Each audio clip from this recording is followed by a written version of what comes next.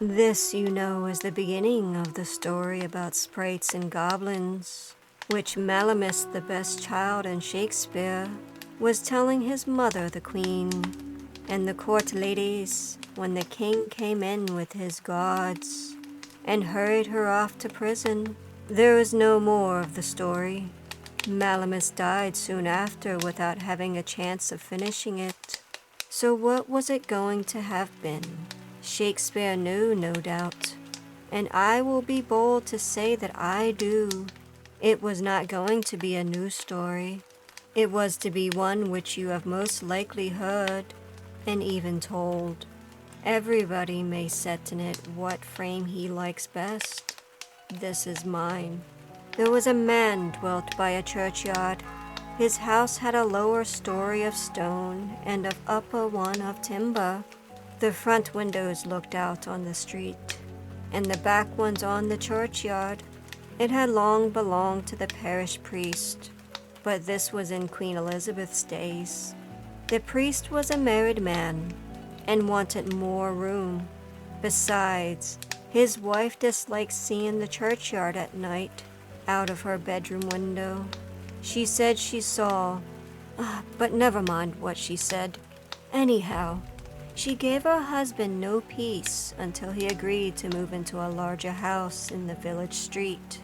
And the old one was taken by John Poole, who was a widower, and lived there alone.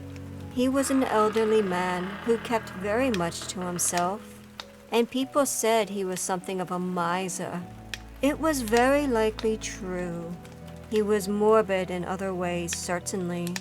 In those days it was common to bury people at night and by torchlight, and it was noticed that whenever a funeral was toward, John Poole was always at his window, either on the ground floor or upstairs, according as he could get the better view from one or the other. There came a night when an old woman was to be buried. She was fairly well-to-do, but she was not liked in the place. The usual thing was said of her, and that she was no Christian, and that on such nights as Midsummer Eve and All Hallows, she was not to be found in her house. She was red-eyed and dreadful to look at, and no beggar ever knocked at her door. Yet when she died, she left a purse of money to the church. There was no storm on the night of her burial. It was fair and calm, but there was some difficulty about getting bearers and men to carry the torches, in spite of the fact that she had left larger fees than common for such that did that work. She was buried in woolen without a coffin. No one was there but those who were actually needed, and John Poole, watching from his window. Just before the grave was filled in, the parson stooped down and cast something upon the body, something that clinked, and in a low voice he said the words that sounded like, "Thy money perish with thee." Then he walked quickly away, and so did the other men, leaving only one torchbearer to light the sexton and his boy while they shoveled the earth in. They made no very neat job of it, and next day, which was a Sunday, the churchgoers were rather sharp with the sexton, saying it was the untidiest grave in the yard, and indeed, when he came to look at it himself, he thought it was worse than he had left it. Meanwhile, John Poole went about with a curious air, half exulting, as it were, and half nervous. For more than once he had spent an evening at the inn, which was a clean contrary to his usual habit, and to those who fell in to talk with him, he hinted that he had come into a little bit of money and was looking out for a somewhat better house. "Well, I don't wonder. I shouldn't care for that place of yours. I should be fancying things all at night." "What kinds of things?" "Well, maybe someone climbing up to the chamber window, or the like of that. I don't know. Old Mother Wilkins that was buried a week ago today, eh?" "Come, I think you might consider of a person's feelings. It ain't so pleasant for Master Poole, is it now? Master Poole don't mind. He's been there long enough to know. I only says it wouldn't be my choice. With the passing bell, and the torches when there's a burial, and all them graves laying so quiet, when there's no one about. Only they say there's lights. Don't you never to see no lights, Master Poole? No, I don't never see no lights. And then he called for another drink and went home late. That night, as he laid in his bed upstairs, a moaning wind began to play about the house, and he could not go to sleep. He got up and crossed the room into a little cupboard in the wall. He took out of it something that clinked and put it in the breast of his bedgown.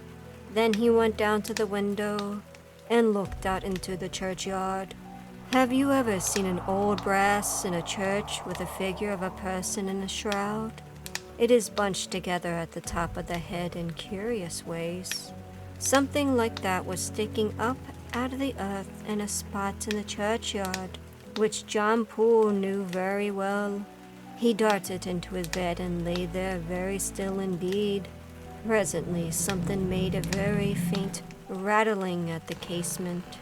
With a dreadful reluctance, John Poole turned his eyes that way. Alas, between him and the moonlight was the black outline of a curious bunched head. And then there was a figure in the room.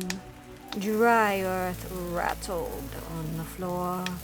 A low, cracked voice said, "Where is it?"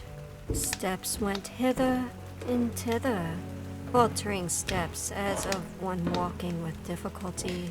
It could be seen now and again, peering into the corners, stooping to look under chairs. Finally, it could be heard fumbling at the doors of the cupboard in the wall, throwing them open.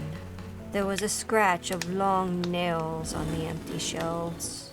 The figure whipped round, stood for an instant at the side of the bed, raised its arms, and with a hoarse scream, "You got it!"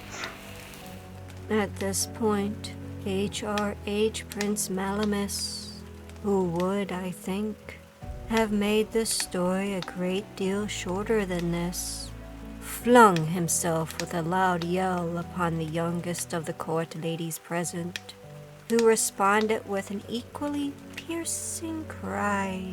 He was instantly seized upon the H.M. Queen Hermione, who, repressing an inclination to laugh, shook and slapped him very severely.